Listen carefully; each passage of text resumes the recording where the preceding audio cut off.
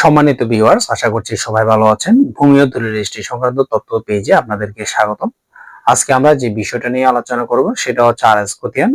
RS খতিয়ানে কি কি বিষয় আমাদের জানা উচিত সেটা আসলে আমরা যদি জানতে চাই তাহলে এই ভিডিওটি আপনারা অবশ্যই সম্পূর্ণ না টেনে দেখবেন। চলুন আমরা স্ক্রিনে দেখি।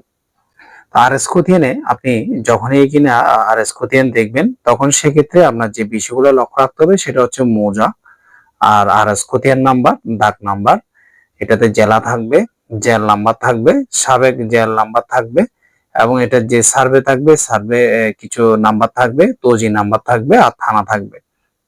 প্রথমে আমরা যেটা লক্ষ্য করব সেটা হচ্ছে আমাদের আরএস খতিয়ানের প্রথম পেজে উপরে সত্যের একটা কথা লেখা থাকে, উপরস্থ সত্যের একটা কথা লেখা থাকে। সেটার অংশে দুইটা বিষয় থাকে, একটা হচ্ছে দখলদার সংক্ষিপ্ত, একটা হচ্ছে পরস্পর অংশ। তো দখলদার সংক্ষিপ্ত মানে হচ্ছে এটা জমিদার, এটা শুরুতেই যার নামটা দিয়ে শুরু হয়েছিল সেই আরএস খতিয়ানের যে আগের যে মালিক ছিল, মালিকের নামটা কিন্তু এখানে উল্লেখ থাকবে। বা তার মানে হচ্ছে আরএস জরিপের আগে যে মালিকের নাম ছিল তার নামটা এখানে উল্লেখ থাকবে আর অংশটা 16 আনা থাকবে। আর এখানে অংশ সত্ত্বের দেয়, এটা খাজনা কতটুকু দিচ্ছে, কি পরিমাণ অংশের উপর দিচ্ছে সেটা থাকবে, একটা সেস থাকবে জায়গার পরিমাণে, আর একটা মন্তব্য কলাম থাকবে।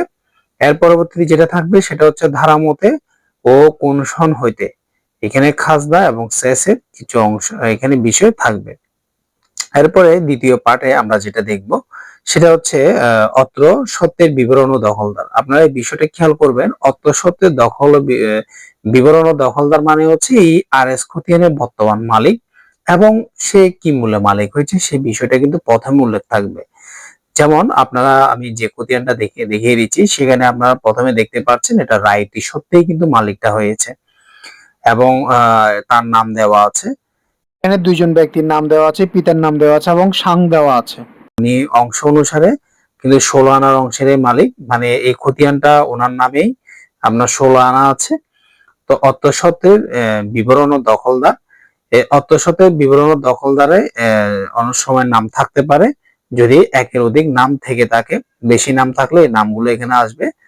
ঠিক অংশ থাকবে, এরপরে অত্তসত্ত্বের শ্রেণী এবং বিশেষ নিয়ম অনুষঙ্গ। এই বিষয়টা হচ্ছে আপনার এই যে উনি মালিকটা হয়েছে তিনি কি মূল্যে মালিকটা হয়েছে, এটা রায়তি স্থিতিবান, তার মানে হচ্ছে এটা রায়তি সত্ত্বে উনি মালিকটা হয়েছে। খতিয়ানের পরবর্তী অংশ যখন আমরা দেখব তখন সেক্ষেত্রে আপনারা লক্ষ্য করবেন এখানে কিন্তু যে বিষয়গুলো থাকবে, খতিয়ান নাম্বার থাকবে, অত্তসত্ত্বের নিজ দখলীয় জমি, তার মধ্যে যে কলামগুলো আছে তার মধ্যে আছে দাগ নাম্বার, উত্তর সীমানার দাগের দখলকার জমির রকম, মন্তব্য আর দাগের ছোট পরিমাণ। এরপরে আমরা এখানে যেটা দেখতে পাচ্ছি একক এবং হচ্ছে শতক, আর অত্র সত্ত্বের অংশ, অত্র সত্ত্বের অংশের জমির পরিমাণ, এটাও একক এবং শতক। এটার মধ্যে লাস্ট কলামে কিন্তু আমাদের জায়গার পরিমাণটা, যে দাগে যে পরিমাণগুলো থাকবে ওই পরিমাণগুলো থাকবে। আর সর্বশেষ আমাদের সর্বমোট কতটুকু জায়গা আছে এই খতিয়ানে সেটা থাকবে।